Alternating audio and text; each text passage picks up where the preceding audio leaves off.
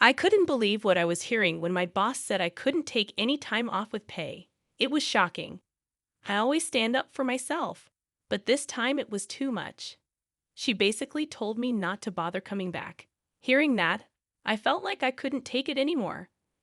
I asked if she was really sure about her decision, which surprised her.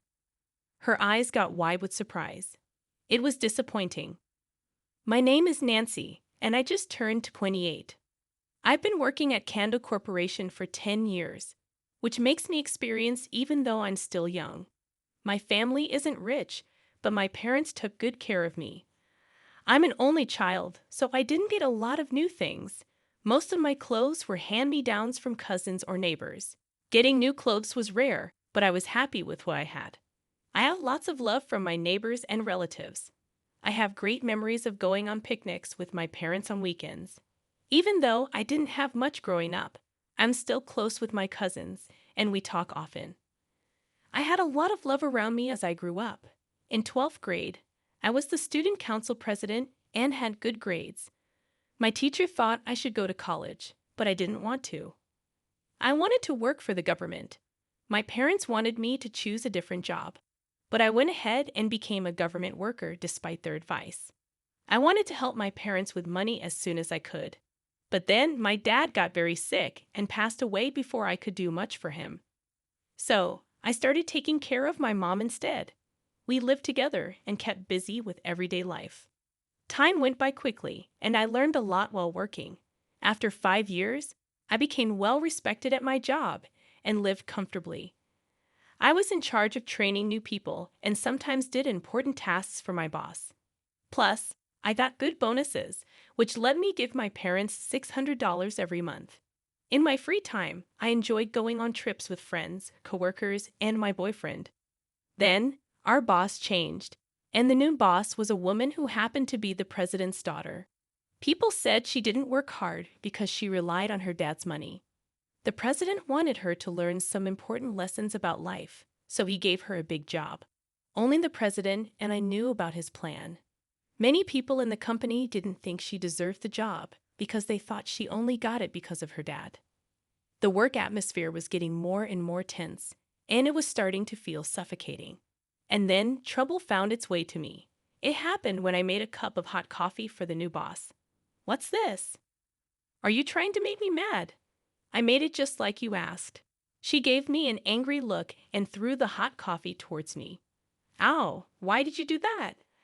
I couldn't dodge it, so I held my right arm, which got hit by the coffee, and stared back at her. "How is this what I asked for?" I said I wanted it warm with extra milk and sugar. I made it warm with 2 cups of milk and 2 scoops of sugar. It's too hot. Normally, it's 4 cups of milk and 3 scoops of sugar. She acted like her way was the only right way and forced her preferences on others. "I'm sorry. I'll make you another one right away. This is why I don't like people who only finished high school. My dad told me you're good at your job and everyone trusts you. I have a lot to learn. I only seem good because everyone here supports me." While she kept making snide comments, the pain in my burned arm got worse. I just wanted to leave and cool down my arm. I was excited to meet you after hearing my dad praise you. But what a letdown. I wonder how you impressed him. When she said those mean words, a coworker tried to help, but I signaled that I was okay, not wanting to draw her attention. Later, that coworker became her new target. Anyone she targeted before ended up feeling so stressed that they quit their jobs. Now it seems like she's targeting me. While I was thinking about what to do, she grabbed my burned arm and squeezed it tightly. "You're brave to ignore me, but don't think you'll get away with it." I winced in pain. After seeing my reaction, she let go of my arm and told me to make coffee again. I made an excuse and rushed to the kitchen to cool down my arm. It was awful. After work, I went to see a skin doctor and got some medicine, but my arm didn't fully heal and left a mark. So I dressed in a way that hid it, so others wouldn't worry. Since that day, she started bothering me even more. "What's wrong with this paper? It's full of mistakes. Take your job seriously." "What mistakes are there?" I asked, trying to figure out her mood. She threw the paper at me. There can't be any mistakes. I checked it. And it's annoying to be criticized with a red pen. I sighed at her childish behavior. Honestly, this paper needs to be fixed because it's not good enough. You came here without knowing much. Please admit the mistakes and learn. I tried teaching her like I did with other new workers, but her pride got in the way. Don't argue. Just do your job. I'm the boss, so I don't have to do this. And this is what the president wants. You're trying too hard to impress my dad, right? You came from a family without a dad, didn't you? I was surprised she brought up my family. Plus, we never talked about this before. You only have your mom now, right? Your dad worked hard in a poor family, got sick, and wasn't rewarded. Let's not talk about personal stuff at work. I just wanted to chat a bit. You're so boring. I couldn't hide my annoyance when she made fun of my parents. You're getting mad, huh? That's funny. My parents are amazing. You, who know nothing, can't say anything. She quickly replied when she heard my voice change. So, that's how you really are, huh?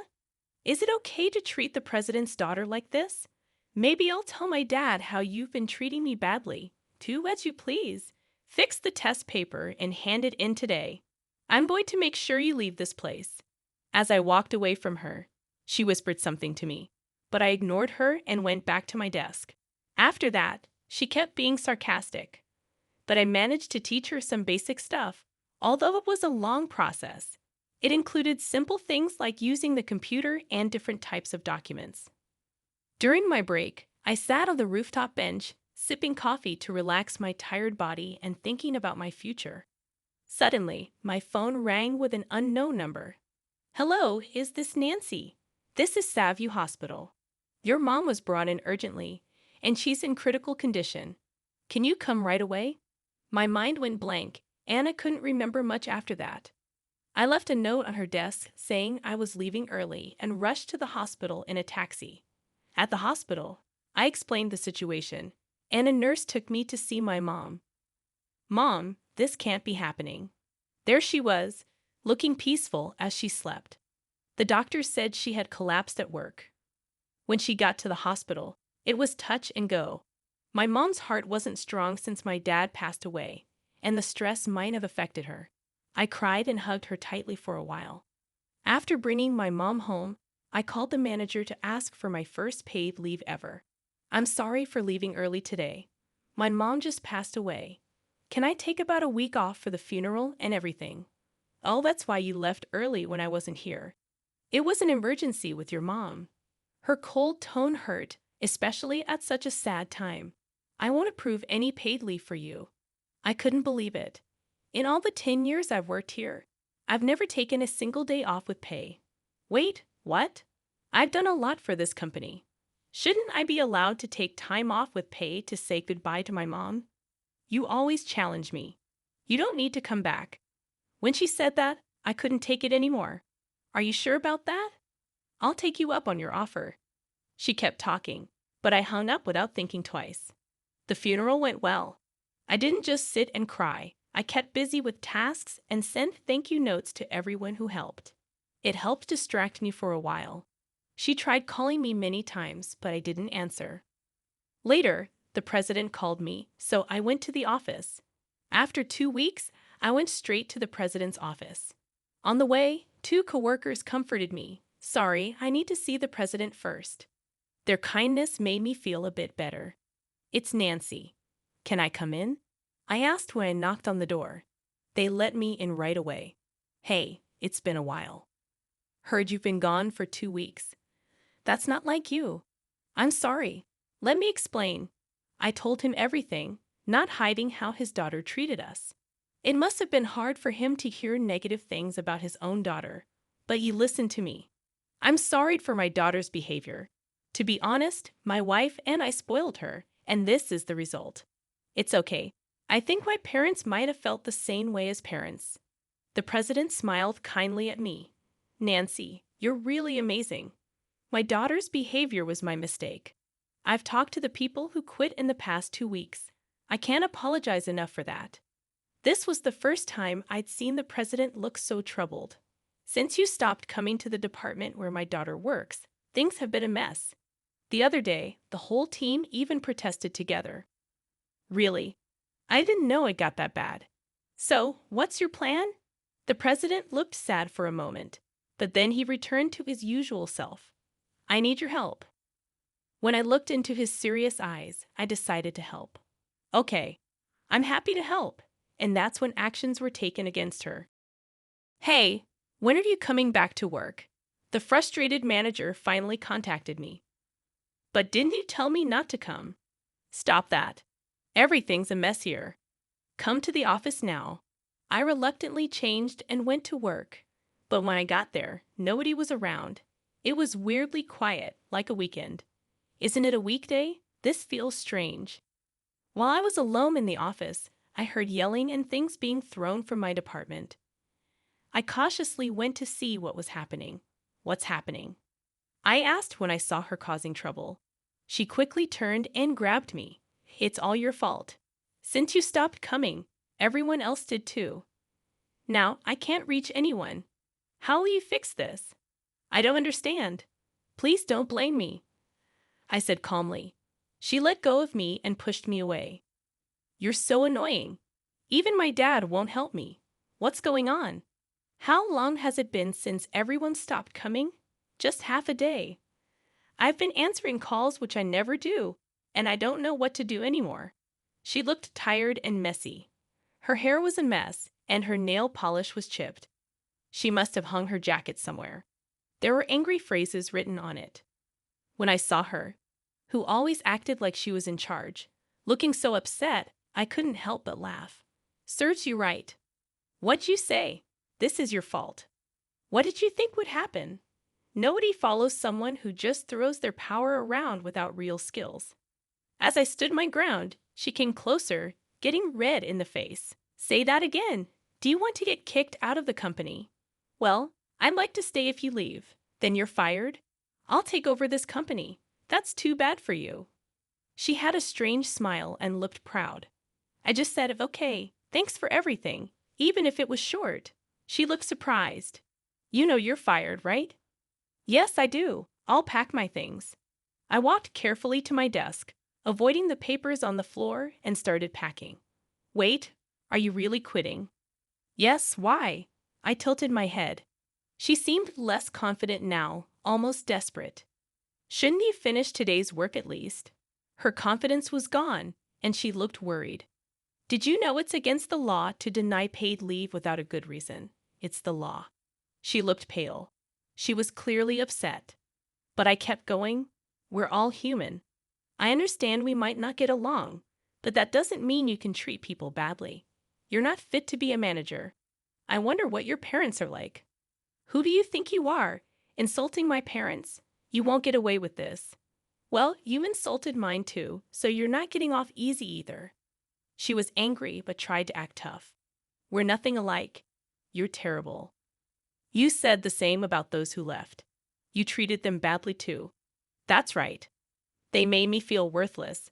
So I made things hard for them. It felt good when they left. I sighed and looked down the hallway. She followed my gaze and muttered, Dad, why are you here? The president walked in and went straight to her father. There's been a misunderstanding. No need to explain. I have proof of what you did. No, they were jealous of my skills and set me up. I didn't do anything wrong. The president scolded her when she tried to explain herself. You fool! I hoped the capable workers would help you improve. But in the past few months under your leadership, our performance dropped and we lost money. But I made you a manager, so I trusted you, right? I hope you can do better this time. No. If I didn't promote you, you would have quit. The president's serious attitude made her nervous. I never considered letting you take over the company. This time, I'll move you to the countryside to help you learn from the basics. Please understand. You'll be checked regularly, and the people there are reliable. Get ready. She turned pale, lying down and crying and laughing at the same time. I cheerfully said, too bad, to her later that day. The next day, she left the company without anyone seeing her off. The employees, happy to have a day off given by the president, returned to work happily without her. The office became peaceful again, and everyone smiled. Meanwhile, she started over in a rural town with no modern comforts. Her family's influence didn't matter there, and she was taught strictly by her coworkers every day. Over time, she started to change. She began speaking politely and accepting feedback. Surprisingly, the president got an apology call from her, which was unexpected. At first, I listened to her, but she ended up begging, "I've learned my lesson. Please ask the president to let me come back." I said no, and I stopped answering her calls and blocked her number. The president personally reached out to those who had quit because of her and asked them to come back. The company's performance improved quickly, even better than before. I got promoted to the manager's position that she left. Everyone in the department was happy when the president chose me. The job is harder than I thought, and I feel a bit overwhelmed. But with the support of my coworkers, I'm doing okay. Because of the burns I got, I received some extra money from the manager's salary, which made my life more comfortable. Recently, my boyfriend proposed to me, and I'm thrilled. We're expecting a baby next year, and we're both excited. Even though I'm only in my second trimester, we're already prepared for the baby's arrival.